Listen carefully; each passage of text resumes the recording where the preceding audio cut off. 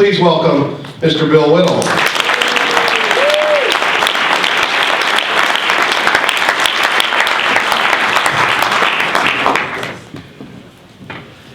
Hi, everybody. It is always great to come to visit the absolutely single greatest GOP organization in the United States. Sorry I had to run out there for a minute. Just before we went on, I had a thought about who's actually president of the United States, and I was suddenly and violently ill. We are in a bit of trouble out there, you may have noticed, and it's so good to come and talk to you people who live in the trenches and do all the work on the local level. But I suspect that many times, because you're so deep in the trenches, fighting the political fight pretty much hand to hand, or at least in bayonet range, it's very hard to see what's actually going on in terms of the much bigger picture. So I've got about 30 minutes today, and what I'd like to do is try to give you a little bit of an idea of what's kind of going on up in geostationary orbit, how the picture in the country looks from a long way away and on a much deeper time horizon than the next election cycle. Because things are happening out there. We've always been told that the clock is running against us, and we've always been told that time is not on our side. I think just the opposite is true. I'm going to make that case for you in just a minute. But before we get started, I think really, if we're going to talk about winning elections again, and winning elections again forever, the first thing I think we really need to understand is we really have to believe our own message, and we have to talk like we believe our own message. And that's very, very hard for us these days, and it's been hard for us for 40 years, because the pop culture has been beating us up so much for so long that we're ashamed to say what we actually believe. We've been called racists and bigots and homophobes and misogynists and so on and so on and so on, and every single time we open our mouth, these same baseless charges are leveled against us. And after 40 years of this, it begins to wear down on people. Many times I find myself hearing something that Rush Limbaugh might say, and I might go, my God, I can't believe he said that. It's absolutely true, but we know it's true, and I still can't believe he said it. So you have to understand that the real reason the left has been so successful in beating us up is because this idea of political correctness that the left employs is designed to make you shut up. And a little quick thought for you before we go on. You know, we're often charges of racism always been leveled against conservatives and Republicans. But if you really think about it, the charge of racism only works against people who aren't racist. You go up to somebody who's a Nazi and you accuse them of being an anti-Semite, they don't go, oh man, I better shut up. Of course they're anti-Semites, they're proud of it. Klansmen are proud of being racist. Charges of being racist and bigots and homophobes and misogynists only work against people who aren't. They only work against good and decent people who are disgusted by the idea of doing that, so they shut up. And that's what we've done as a party. We basically just nodded our head and just kind of shuffled our feet and just simply refused to speak frankly about what we believe. So just as a quick example before I get into the real guts of the evening, let's talk about what we believe, just as a subject that's commonly on people's minds today. What do we believe about guns? People say to me, what's your position on firearms? I say, well, I have a .45 automatic and I have an AR-15. Yay. They say, well, what, so you're going to try and defend this on the grounds of hunting? No, I'm not going to talk about my guns because of hunting, because I'm not worried about a deer coming in through my window at night and raping my girlfriend. That's not a concern I have. I have these weapons so that I can kill bad guys. What? Did you just say you have weapons so that you could kill people? Absolutely.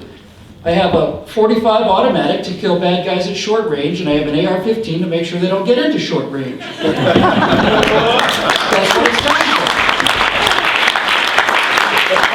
Because when you speak like that, it gets people's attention, and it makes you think that maybe you have the courage of your convictions. Maybe you actually believe something. Maybe you're not just shuffling along and trying to be a little less Democrat than the Democrats. I have weapons to kill bad guys. I believe there are predators out there. We're the only species, one of very few species, that preys on itself. And I say to people, if you're in favor of gun control, no one watches a leopard chase down a gazelle on the plains of Africa and say that that gazelle doesn't have a right to use its horns and its hooves to defend itself. So you're telling me the problem that we're going to deal with, that we got too many leopards, you're saying the solution is to saw the horns off of the gazelle? That's going to make the leopards go away? Don't be ridiculous. They're predators. People need to defend themselves against these human predators. Now the argument isn't about guns anymore. Now the argument is about the human heart.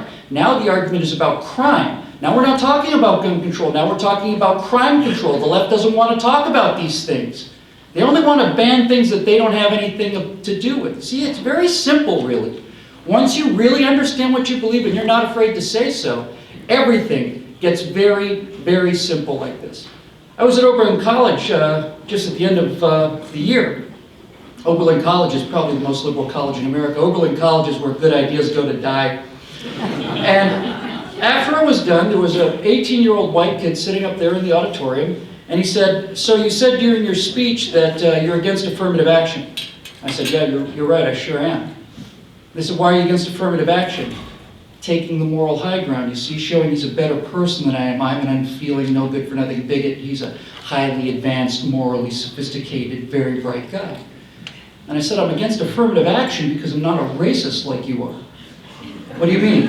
I said, "You're the one who believes that black people should be able to get into a college with a 650 on their SATs instead of an 800 like a white kid. I don't believe black people are stupider than white people at all. I believe any black student that studies for a test can get in on the same standards as everyone else. Why are you such a miserable, low-life racist? Why do you have such a low opinion of black people that you think that they have to have a lower bar to get into college than a white kid? What's the matter with you?" They don't know how to answer, you see, because everything that the left does politically is based on unearned moral superiority. My good friend Andrew Breitbart told me that lesson. He said, every single time you argue with these people, they will find a way to put themselves on a moral plane that you don't exist on, and if you can hear that dog whistle, you go and kick that dog whistle, and it's over for them. It's over for them. So, I have a plan for how we can defeat these people and never lose again. It's a very complicated plan. Sits here on this little index card. Now, if you excuse me, just for one moment, I need to ruin my future political career. Oh, that's so refreshing and so worth my shot at the presidency.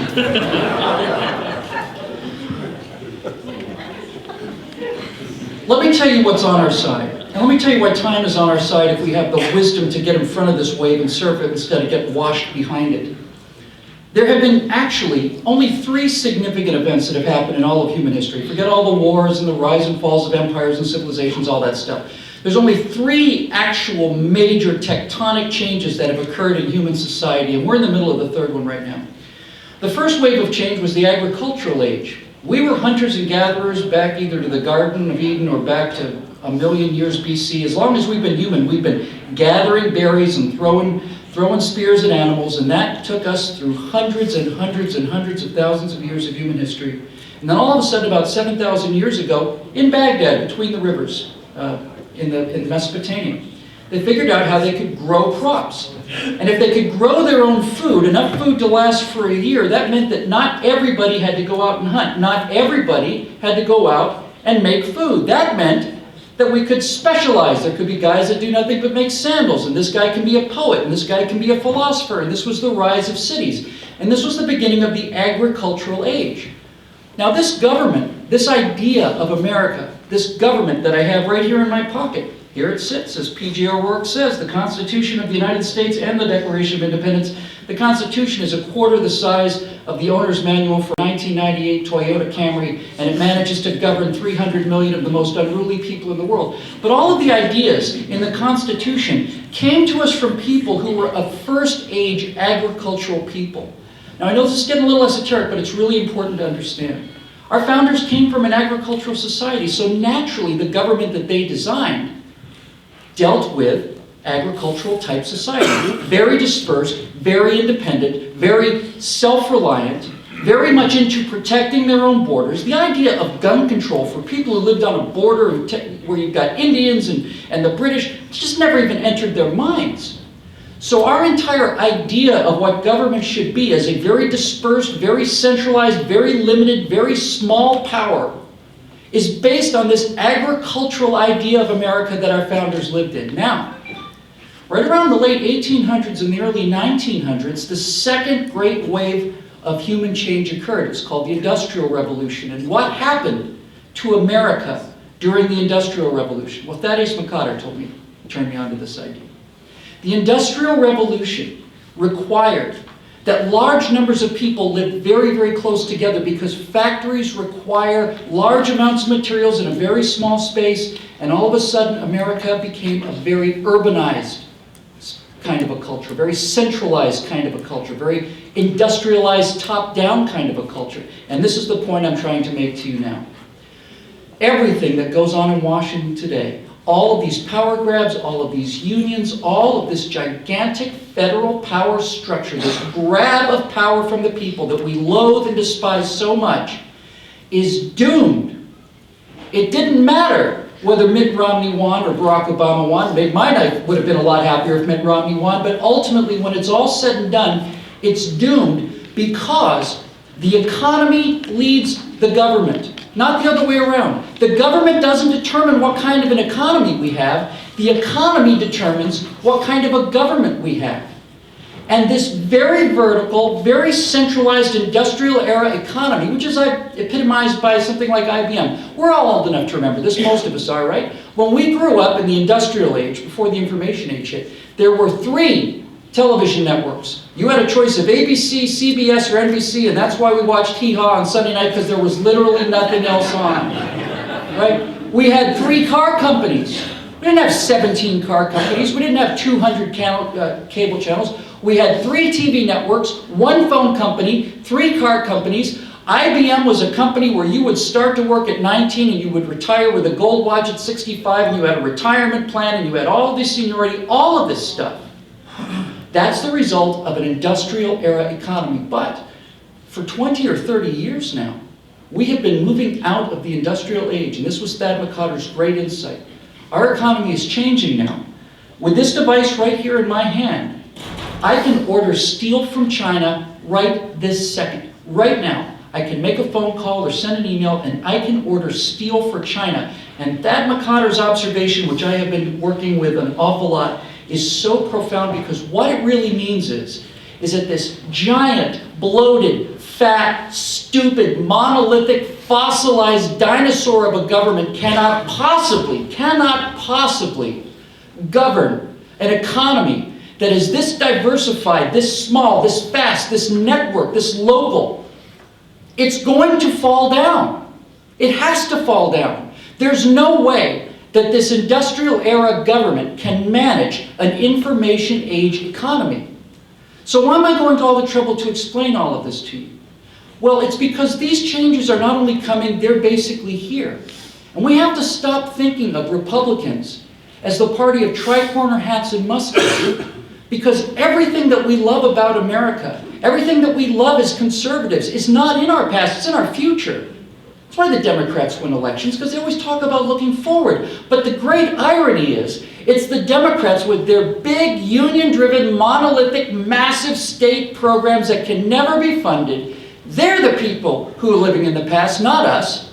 We're the people that are living in the future. And if we can figure out how to put a big old R on that future economy, we will never lose another election again, ever. Because our story is a better story than their story is. Our vision for people is a better vision than their vision is. What's a conservative vision of America? What do we feel about this country? What do we feel as Republicans about America? Well, we think that America is a nation full of steely-eyed missilemen with their eyes on a far horizon. We've been to the moon 6 times. There's nothing this country can't do. We have the most powerful military in the face of the world. We believe in hot women and loud guns and fast cars. We believe in being rich and living as hard as and working as hard as you can to make as much money as you can. We believe in enjoying your own life, being the master of your own identity. Our attitude to the government is step off, get out of our face, leave us alone, don't tell us what to do. Who doesn't love this message? And what's the message of these Democrats, these liberals today? What's their vision for the future of America?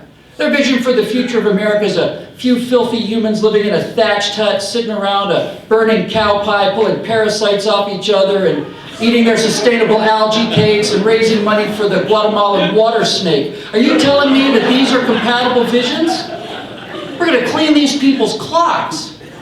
No one wants to be told what to do. No one. And the youngest Americans, less than anyone, want to be told what to do. The future is coming. The future is here. Forget about political brands. The future of the information age, that third great revolution, looks like this. It's small, it's local, it's networked, it's fast, it's smart, it's temporary, it self-assigns itself, and it's gone. And all these relationships just happen out of thin air. The Republican Party becomes the party of menu-driven government. I say menu-driven government, a lot of people look at me in amazement, but you say something like menu-driven government to a 15-year-old and they get it instantly. What does menu-driven government mean? Well, it means a world where the government is as small as it possibly can be, where the government does the things that only a government can do, which basically is pave the roads and defend the country. And everything else that you want that the government does now, you go to the private sector to get it done locally. You get it done faster, better, and cheaper. You all know that old business adage, right? Good, fast, and cheap. Pick any two. Well, the private sector does all three better than the government. So how do we get to this place where we have a tiny nucleus of a government, something far smaller than this giant monolith that we see in Washington today? How do we get from here to there? You can't stop this giant ship, you know. It's just too massive. Just the LA Unified School District alone is so gigantic and massive, you can't change that. As I said over dinner just a little earlier, the problem with America is, you know, we're this gigantic ship and we're the Titanic and we hit the iceberg and then we backed her up 3 or 4 miles and we put full speed ahead and we hit her again. So how do you change this stuff? How do you get there? Well, I think the answer to get to this kind of a future where everything is much smaller, much more decentralized, and much more localized is through this idea of something I've been calling parallel structures. We have to build parallel structures to this giant government that is controlled by these liberals and these Democrats in Washington and in Sacramento. We have to build parallel structures. What does that mean? It means we have to do something that does the same work as the government, but it's got to do it so much better that people want to leave that system and come to this one. Now, a great example of a parallel structure in education is homeschooling. Now, a lot of people are fed up of having their kids indoctrinated and the fact that we spend more and more money with the Department of Education and test scores go lower and lower and lower. So many Americans, more every day, are pulling their kids out of those highly unionized schools and they're educating them themselves. There's a lot of tools available now through this third wave information age that I talked about. There are online courses, there are teaching aids, there are all kinds of scheduling options, and people are pulling their children out of this sinking Titanic of a worthless system, and they're putting them in the little lifeboats of a parallel structure called homeschooling. And if you think about it, there's a parallel structure for just about everything that we do as Americans. And every single thing that we do as a parallel structure to the government will be done better than the government because it'll be done locally, it'll be done with frugality, it'll be done with responsibility. It's one thing to have somebody from Washington or Sacramento come in and pave your street, but if you and 5 of your neighbors get together to pave your own street, you're going to shop around for the best price, you're going to shop around for the highest quality, and you're not going to wait 6 years to get it done. And this is the way we have to be thinking, because this is the way that we will win. Because if you think about it this way, if you think about putting this future of a small government ahead of us and putting a giant R on that vision, then we can give up all of this nonsense about how do we appeal to Hispanics and what kind of candidates should we get to run to appeal to Black Americans. And all of this other stuff is antithetical to how we think. It's antithetical to what we believe. It's antithetical to what I believe. Because what I believe is that a black business owner and a gay business owner and a woman business owner and a white male business owner have far more in common as business owners than they do because they're black or gay or women or white men. We see people as individuals. And the more we can talk about individual low-level solutions, the more we're going to win these fights. You know, if you take the best case scenario right now, it's a 50-50 country. By the way, as a quick little shot of cheer for you, let's just not forget one thing. The 2008 election and the 2012 election, the left did everything absolutely right. They had every single movie star, every single musician, every single pop star. They had late night comedy. They had every single professor. They had an incredible ground game. They had all of that stuff in both elections. They got 50% of the vote. The left puts $50 billion a year into movies and television that put stuff into your kid's head. They get it 8 hours a day. They get leftism and liberalism 8 hours a day, every day of their lives. And it's still a 50-50 country. But if you ask people if you're a Republican or a Democrat, you're going to get a 50-50 split, more or less. But if you ask people, are you pro-citizen or are you pro-government? Now the numbers become 90-10. Now, I know all of us here are in government, but we're in local government. The entire idea of what you're doing is doing things right at the local level. What we're trying to destroy is this giant federal state that gets bigger and bigger and bigger, is taken over. Our healthcare is going to take over everything before they're done. This giant federal state is going to go away. It can't pay for itself. It's out of money, and everybody knows it. It's done. It's a dinosaur. Barack Obama is like a T-Rex standing there on top of the world, roaring in triumph as that little bright light of the incoming asteroid appears over his head in the background that's going to wipe that entire big state away. The question is, who's going to be there in the end to pick up the pieces? Well, which side is in favor of smaller things? Theirs or ours? Smaller government? That's us. Who's in favor of individuals instead of groups? That's us. Who's about individual empowerment? That's us. Who likes fun and exciting things? That's us. We got the message. It's actually really pretty simple. It's actually very simple. I think what I'd like to do to close is just to tell you what I plan to do, because I want to spend I've got about 10 minutes left. I want to spend the last 10 minutes with questions just to make the point. From now on, for my political commentary, as of just last week, I gave my virtual inauguration. I'm the virtual president of the United States. Thank you very much. And I am simply, for the next 2 years, going to speak as if I was the conservative president of the United States. I'm just going to speak as if I am. I'm not going to explain it. I'm not going to justify it. I did an inaugural in front of the Capitol steps. And I'd like to just take the last 10 minutes we have tonight dealing with questions, because I want you to understand how easy it is to win these arguments if we stop talking about politics and start talking about values. If we stop talking about the size of a 30-round magazine and start talking about the insanity and the violence and the murder that lives in the human heart. We win those arguments every time. Every single time we talk about capacity on semi-automatic rifles, we lose. These people live and breathe politics. It's their religion. We have the truth on our side. We have the truth. Tammy Bruce said to me once, she said, the amazing thing about these liberals is how hard they have to try to make sure that all the windows stay papered up so that no light gets inside, because you can't pour darkness into a room. All you can do is keep the light out. You took a birthday candle to the 50-yard line in the Superdome and took out all the lights. You lit that little candle. You'd light up that entire place. Wouldn't be very bright, but you'd throw light to every single seat. You can't throw darkness. And that's why we're going to whip these people out of their boots. We're going to whip them out of their boots. So, thank you.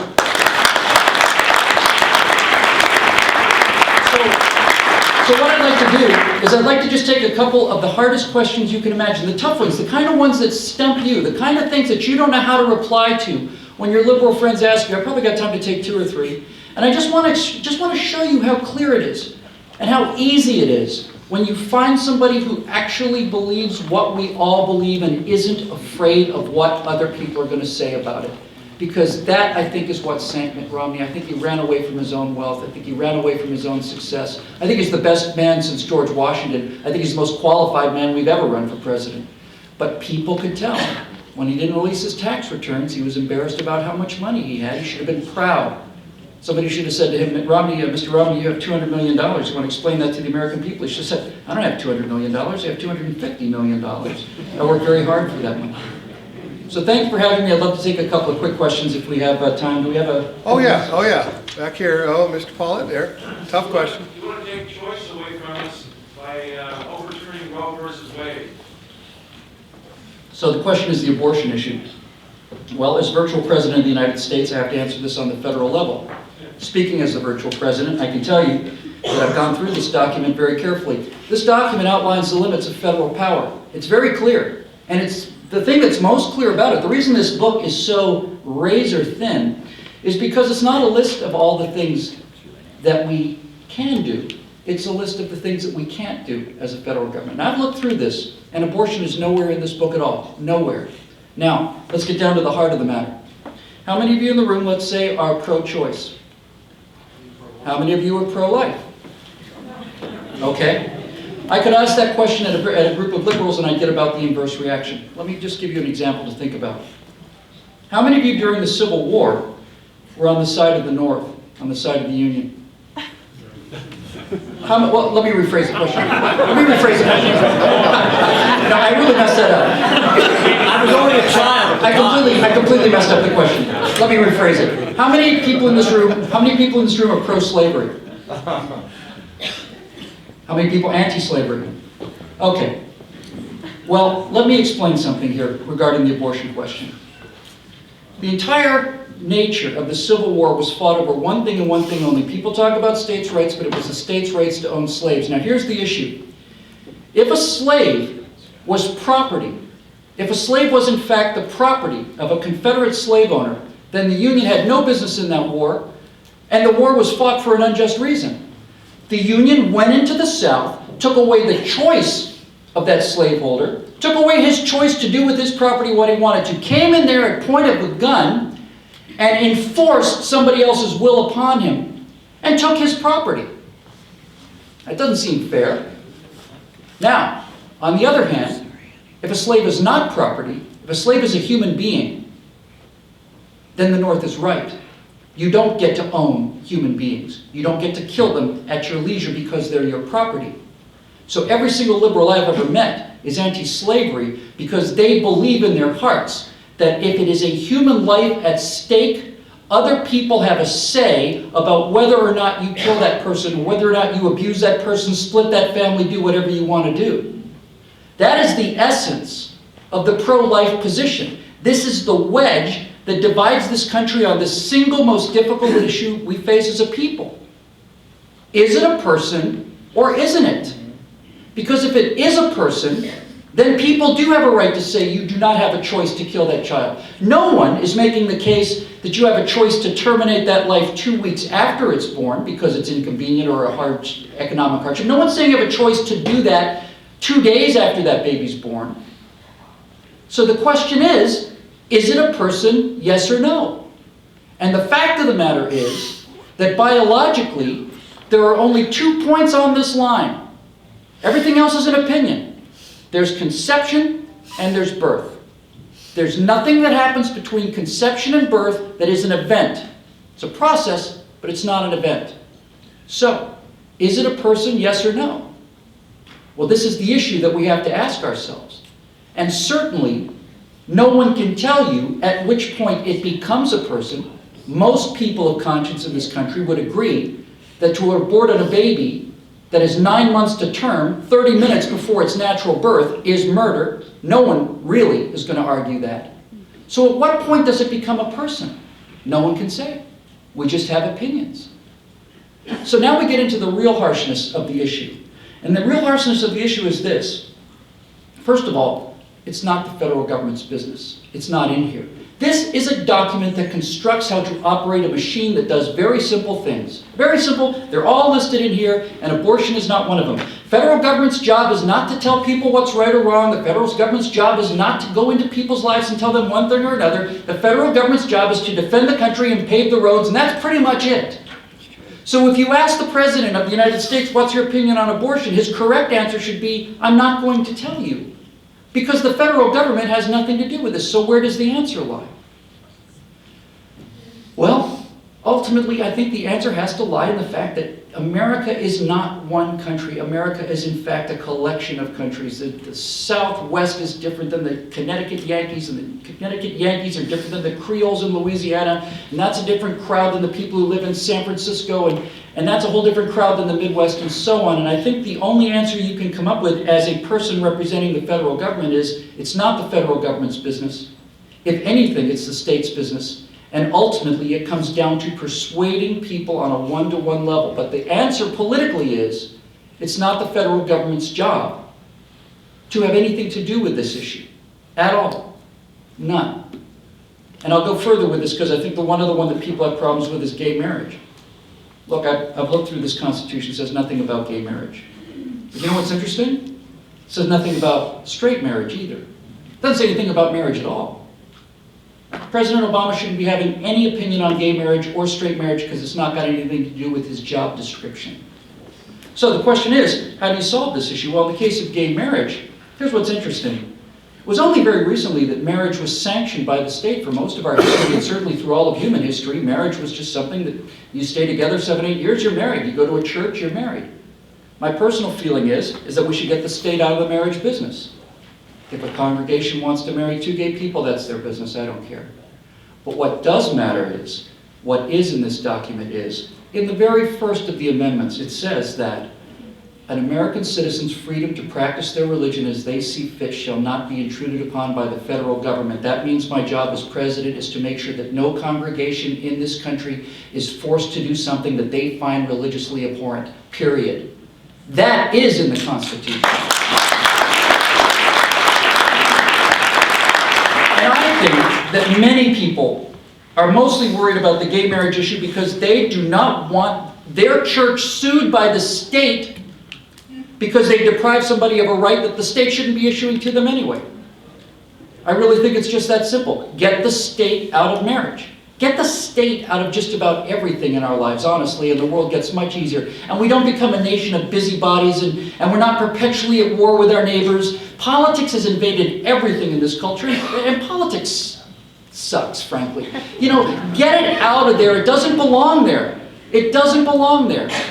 Don't force people to do things that are against their religion. That's in here. Marriage, gay or otherwise, is not. Why don't we do maybe one more? One more right here, Pat. President Whittle, would you... Virtual president, I don't want the real guy coming out. Okay. Would you enforce the immigration laws that are already on the books? I would do more than enforce the immigration laws that are already on the books. I would utterly strengthen them. I would build a southern border around this country, and I would make it crystal clear that the United States of America is a sovereign nation that simply cannot be invaded at will. Yay! Now, people will say that I'm anti-immigrant. On the contrary, every single person in this room is descended from immigrants. Every single one of us is descended from immigrants, and I know my conservatives well enough to know that nothing moves us more than the sight of people who have stood in line and waited for years and filled out the forms and spent thousands and thousands of dollars to finally make it to their actual home. Ronald Reagan described these people as Americans who were born overseas, who were hurtling through the darkness towards home. Illegal immigration is not just a slap in the face, it's a spit in the eye of every single hardworking, honest, law-abiding American who happened to be born somewhere else, who went to the trouble to do things the right way and to come here legitimately like the rest of us. It's an insult, it's a mortal, deadly insult to somebody who spent all of their life savings and 5 years of their lives waiting in line to stand there so they can raise their hand and promise to become new people like the rest of us, as American as the people who got off the Mayflower. It's an utter insult to the sacrifices those people make in order to allow people to simply waltz across this border. And I'll go one step further and then we'll call it a night. People come to America really for 2 reasons. They're coming because of economic opportunity, or they're coming because of political oppression. Economic corruption and political oppression are both driven by the same thing, and that's lawlessness. People come to America, people die to come to America to escape lawlessness. And when I say they die to come to America, no one ever got shot going over the Berlin Wall to get into East Germany. Not once. That has never happened. There's never been a dentist who took his family down to Fort Lauderdale and loaded everybody up on inner tubes and sailed south to Cuba so they could get to the free health care. That's never happened. It's not 60-40, it's not 90-10, it's not 99-1. Every single one of those rafts is coming here. So why do people come here? They come here to escape lawlessness. And if the first thing you do when you come to this land of law in your escape from lawlessness is to break the law, aren't you bringing with you everything that you're trying to escape from? Who's going to defend that? We're not anti-immigrant. I'm not anti-immigrant in the slightest. I'm pro-immigrant. As a matter of fact, There are 30 or 40 or 50 people waiting in line right now who have PhD degrees and thousands, hundreds of thousands, maybe millions of dollars in capital who are dying to get to this country. We should have said to France, if I was president of the United States, when they raised that tax rate to 75% and drove out Gerard Depardieu and Sarkozy. Do you know that when the French scared away Gerard Depardieu and Sarkozy, that's the same as America raising taxes so high that John Wayne and Ronald Reagan left to live in Canada? Do you imagine the cultural impact that had? As president of the United States, I would have said to the French businessmen, you people have worked hard your entire lives. Many of you have businesses for 3 generations. Come to America, we will give you a flat 15% tax rate that will never change. Bring your people, bring your companies, bring your families, bring your employees. Come here and never leave. We love you hard work, and we love your money. You're welcome here. You don't have to go back and live under these socialist slaves anymore. Thank you very much for having me.